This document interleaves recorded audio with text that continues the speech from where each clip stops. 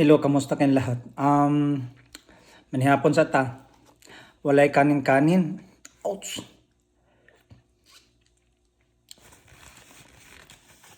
Walang kanin, for chicken lang kainin natin ngayon. Hindi man nagsawa pero hindi ako nagdala ng kanin kasi meron akong iniwan na tinapay. Nilagyan ko ng keso, cheese. Yan, nilagyan ko doon. So ngayon chicken muna tayo. Nagdala lang ako ng 3 piraso. Yan. Ito yung hapunan natin ngayon.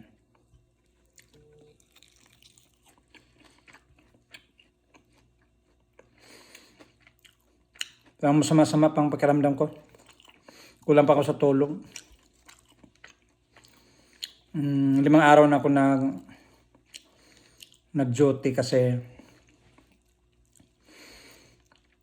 absent yung naka-duty nung 2 gabi na. So, ako yung tinawagan na kung pwede ko pasukan. Ayan. Yung mga ganito, yung mga chicken, kapag kumain, ang dulo-dulo kinakain ko. Hindi ko yung iniiwanan. Hindi.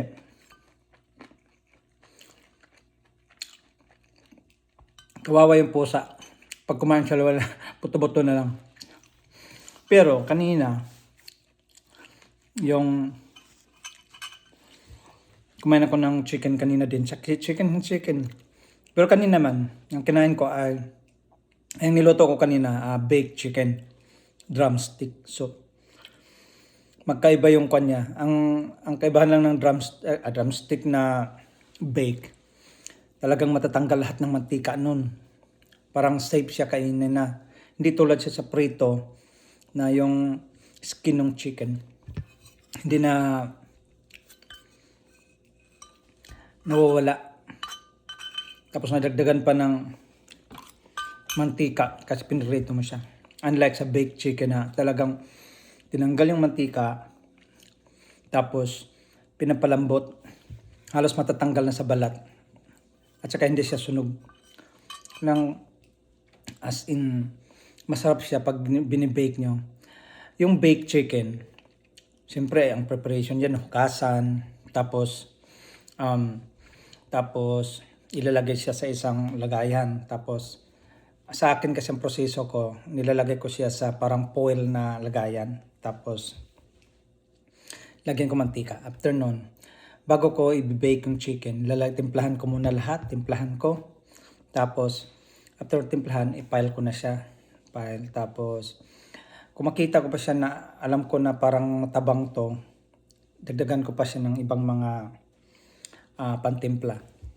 Tapos saka ko i-bake ng ang pinakamatagal ko na i-bake yung chicken is 120 minutes. Yan. So talagang aaray na yung laman doon. Ang gusto nang umalis sa balat nun. So yun ang kinain ko. Tapos nung kinain ko, siyempre masarap. Iniwan ko, ganito din buto. Ay, nagulat ako. Wala na ngang laman. Ang aso talagang binasag-basag niya itong buto. Parang talagang sinulit niya pati yung loob ng buto. Ayan. Ako naman wala akong gusto kong kumain. Yung chicken na drumstick. Wala yung sayang. Yung wala nang maiwan-iwan na laman.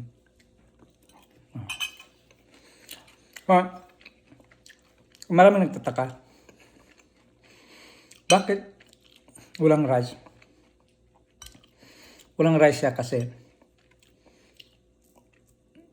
hindi man nagsawa pero hindi talaga ako nagdala. Kasi meron akong tinapay nga dyan. Yung tinapay ko kagabi pa yan. Kasi hindi ko duty kagabi, pina-duty ako. So, dalawa ako ng tinapay, 2. So, 4 yon. Siyempre, nagiging 2 kasi sandwich mo, di ba? So, ang isa iniwan ko dyan kagabi. Tapos, nandyan para ngayon. Bala ko siyang kainin either bukas kasi duty ko din bukas. So, pang-anim ko na bukas ang duty ko. Ang gabi, pang-anim. Kaya, ako ng pakiramdam ko. Hindi masyadong maganda ang pakiramdam.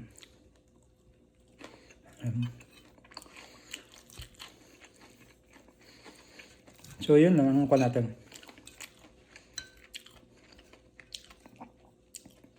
Hindi ko sinasabing give up ako. Sinasabi ko, gusto kong matulog. Yung enough na tulog. So, ramdam ko na yung mga call center dyan dati na gabi-gabi sila mag-duty. Halos wala ng kain. Okay. Kuwan lang, sigarilyo lang, kape ang kuwan nila.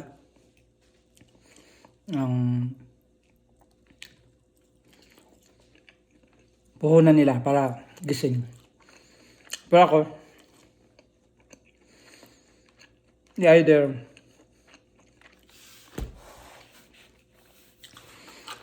hindi ako nagkakape. So, ang panlaban ko sa puyat, bumibili ako ng isang drinks. Ito, drinks. Kaso ito, pag ininom mo kasi, parang pakiramdam mo, lumalaki ang tiyan mo. Tapos, parang nanginginig ang katawan mo. Kasi kwan din to, meron ding caffeine. Yan. Pero hindi siya tulad ng kape talaga, kaping-kape. Yan. Minsan nagkwan lang ako. Nag-iinit lang ako ng lemon. Gumagawa ko ng lemon juice tapos iniinit ko. Yan mostly ang iniinom ko sa bago kumain or sa madaling araw. Habang preparation ko ay duty, habang matatapos na yung duty ko, yun ang iniinom ko. So, yun lang. Minsan iniisip ko, parang naiinis ako ba? Sa sobra kong inis, yung parang inis ko na nainis sa sarili ko kasi hindi ako nakakatulog. Pero pag out ko, pagdating ko sa bahay, hindi man ako nakatulog. Titingnan mo na ako sa cellphone ko hanggang na pabitawan ko ng cellphone ko. Yan. Pero kapag ang kapitbahay ko ang ingay din, hindi ako makatulog. Nayaan ko na lang. So, minsan, isang oras lang, minsan 30 minutes, tapos punta na ako sa pang-umaga kong trabaho. Kasi meron akong trabaho pang umaga. May trabaho ko pang gabi. Yung panggabi ko, meron hindi consistent sa yung araw. Kundi Monday, Tuesday, Thursday, Friday, Saturday, Sunday. Sometimes, Tuesday, Thursday, Saturday, and Sunday. Pero yung pang-umaga ko, straight yan. Buong week yan. Monday to Saturday. So, gusto kong mag-absent pero kung mag-absent ako, hindi magandang mangyayari doon sa isang pag walang mag-duty. Kailangan mo sa umaga ko kasi mag-duty ako kasi kailangan ko ng maglinis. No? Una, linis talaga. Buong facility kailangan mong linisan. Pangalawa, siyempre, linis. Ayusin yung mga, parang kung sinong nakaranas dyan sa mga housekeeping, lalo na sa parang hotel, na kailangan nilang linisan, palitan ng mga unan, bedsheets, no? Kumot, ganyan. Lalo na yung CR, kasi yung CR, yun ang pinaka-importante sa atin na dapat yun ang unang malinis. No? Kasi yun ang personal hygiene natin. Yung sa sala, okay lang. Pero yung bathroom talaga ang pinaka-importante na dapat malinis. No? Kasi doon ka nagpapahinga. No? Yun ang pinaka-crucial ang tawag doon. Mga delikado, kailangan natin doon. Yun ang tinitingnan ko sa isang bahay. No? Ang bathroom. Yun ang unang-una kong tinitingnan. Hindi ko tumitingin sa sala. bathroom. No? Tapos pangalawa, after ko maglinis, nilalabhan ko lahat. Nilalabhan ko lahat yung mga kumot, bed sheets, blankets, yan. Tsaka pillows. Then after nun, mga damit naman. Yung mga damit nila isa-isa nilalabhan ko. No? So hindi naman tambak-tambak pero mga 10 damit kasi halo-halo na. Mga t-shirt, short, undergarments and ganyan. After nun, pagdating na sa pagkatapos na ako sa baba o baba, tataas, second floor, first floor, sa labas naman ako. Siyempre kailangan ng ground cleaning, ground beautification para pagpasok maganda. So tapos kung may mga kailangan i-repair din.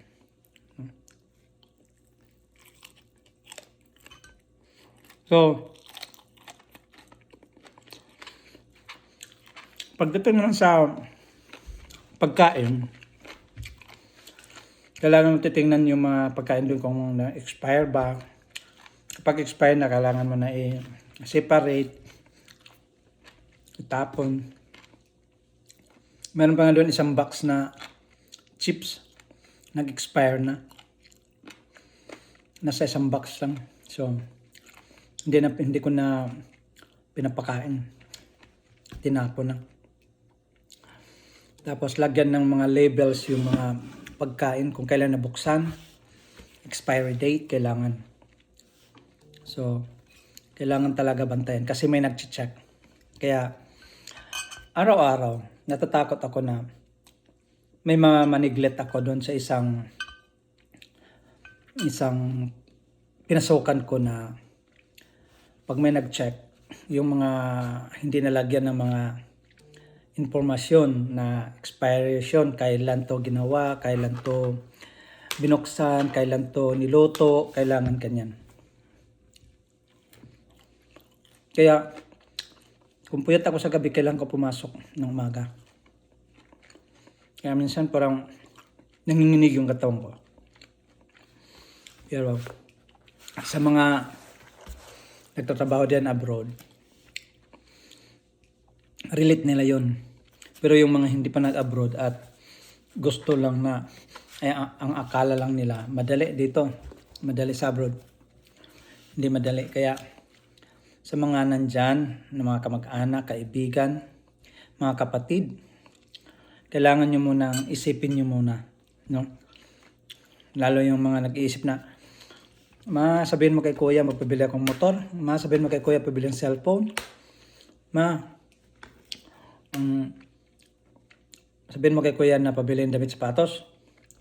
No? Nantay pa namin yung sahod kung kailan. Pag sinabi naman sa ganito na yun ang sahod namin na hindi namin nagalaw kundi nauna na napaipadala. Yung una namin ipadala. Kung kumain man kami ng mamahalin na restaurant, hindi araw-araw yun. Pinag-isipan yun kung sa next sahod ko, makakain ako niyan sa restaurant. Ganun yun. Hindi yung araw-araw. Hindi. Kung may damit man kami, pinagpalanuhan yun. Tapyasan ko kuha lang ako ng kanyan. Pang isang t-shirt lang. Minsan nasi-short din. Nasi-short. Hindi lang namin sinasabi sa inyo.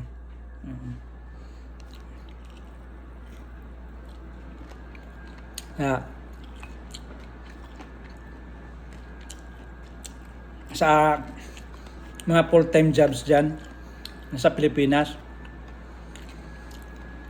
kailangan pagkasyahin nyo ang pera. Yan.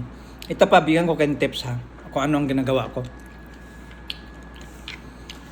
Sa ko, bago ko mag-distribute ng mga kaperahan dyan sa kung ano-ano mangyang dyan, na budget na yun. Nagsusulat na ako. Pakita ko sa inyo ha, habang kumakain ako. Na budget na yun.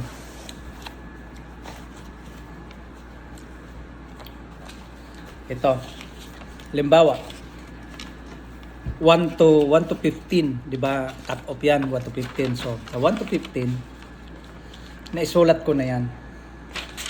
Ayan, no? Itong sa baba, ito yung mga budget na yan sa baba. Yan sa budget. Hindi, ipalayo ko lang. Yan, naka-budget na yan. Hindi pa yung pera ha. Nakaplano pa lang yan. Tapos dito sa baba, ito yung mga days na pinasukan mo. Yan. Tapos,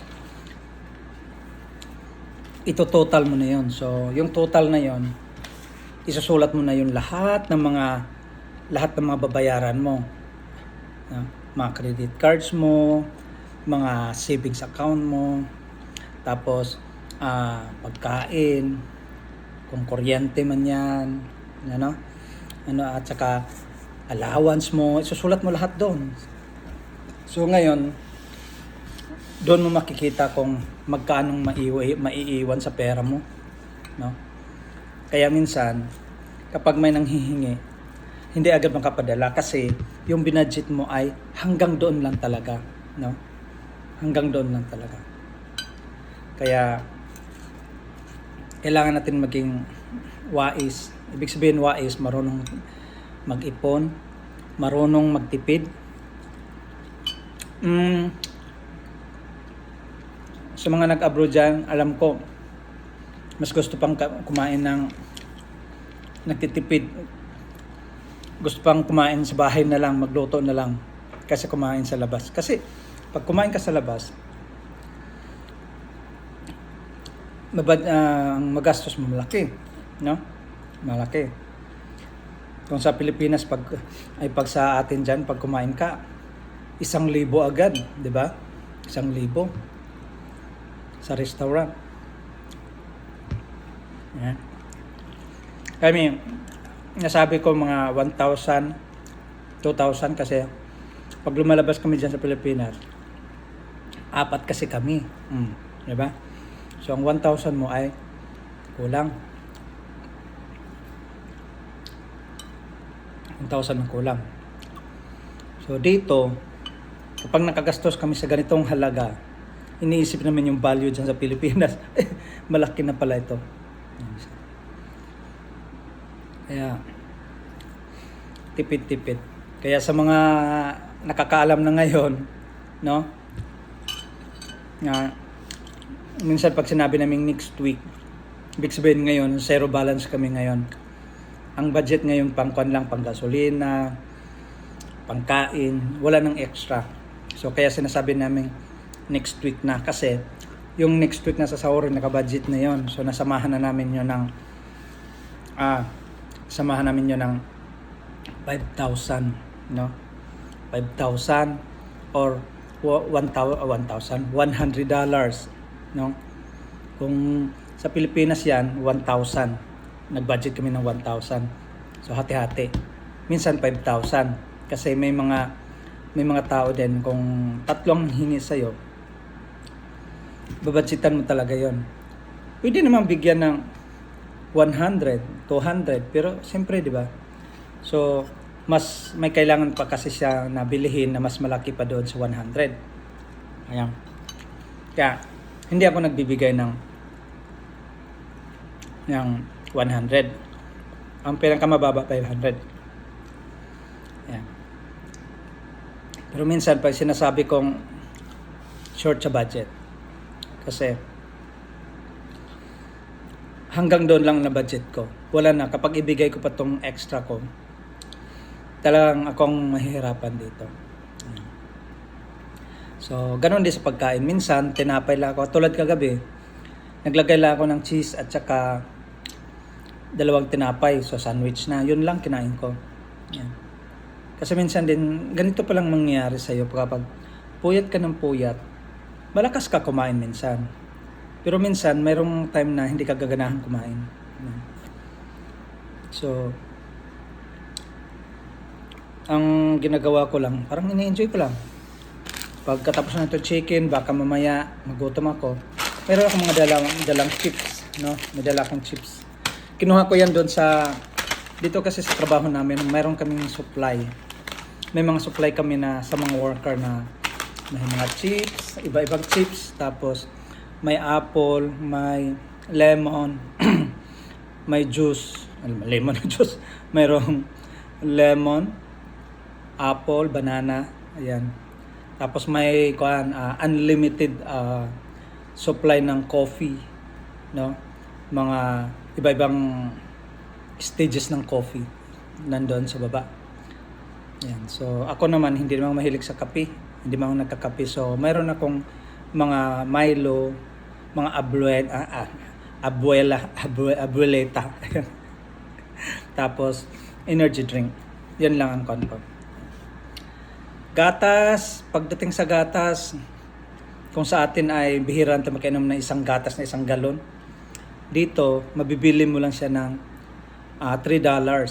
So 1 galon na yon. So mauubos mo yon kung mabilis ka uminom 3 days or 2 days. Yung isang 1 litro or ganito kalaki. Promesa to kan. Galon. Mga kung mo yun 1 week. Yung minsan magsasawa ka din. Yan. Kaya budget lang. No. So kita tayo sa sunod na video ko, no. Minsan ang video ko dito, pag may time ako, nakikita nyo na nagre-reels ako, nagsasayaw, no. Pero pag hindi nyo na nakikita na hindi ako nagre-reels, ibig sabihin wala na akong time. Mas gusto ko mang matulog. Gusto ko matulog. Kaya yung iba dyan, maraming mga reels sila. Iba-iba kasi nandyan lang sila. Pero kung subukan nyo magtrabaho sa umaga at subukan sa gabi, ang pipiliin nyo, gusto nyo pang matulog. No? Gusto pang matulog. Saka, pag hindi ako nakakatulog, nag-alala ako na anong mangyari sa akin. No? May pera ka nga, bumaba naman yung lifespan ng buhay mo.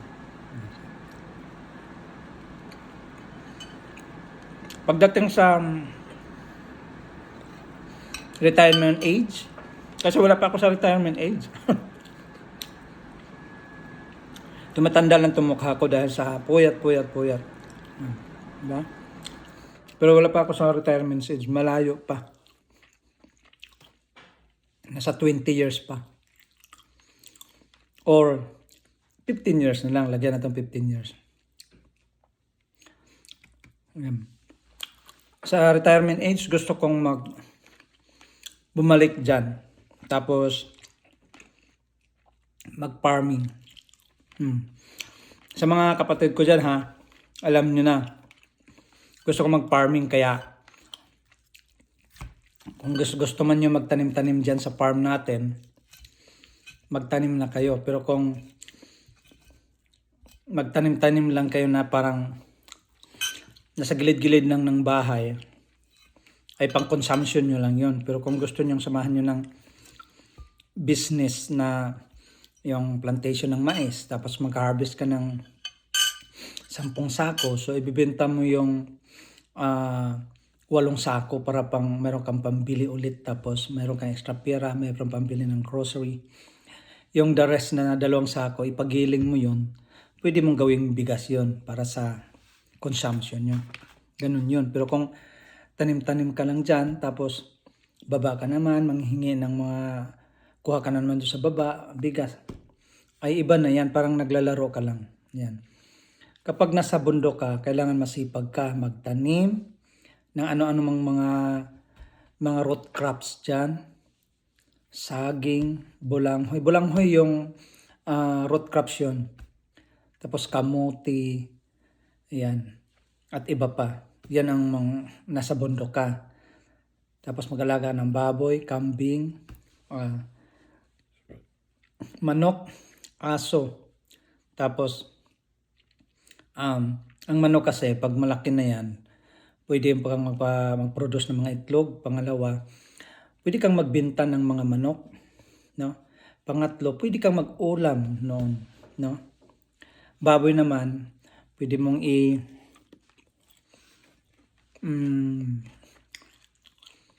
ibenta. Magkatay ka, ibenta-benta mo. Kibay per kilo. Pangatlo, kuwan ka. Pwede kang magluto ng consumption mo. Ganun lang yun. Kasi kung bakit nahilig ako ng farming,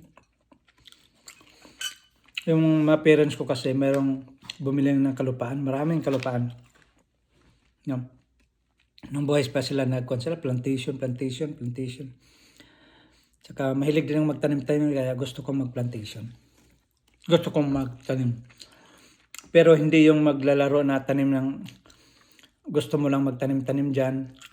Parang naglaro-laro ka lang. Yung tunay na nasa bukid talaga, yung 2 hektarya, malaki na yung 2 hektarya. Pwede mo na maharbisan ng mga 20 sakong mais. Yan. Pataniman mo ng kamote, lalo na pag malambot ang lupa, taniman ng kamote, ang lalaki ng mga bunga. Yan.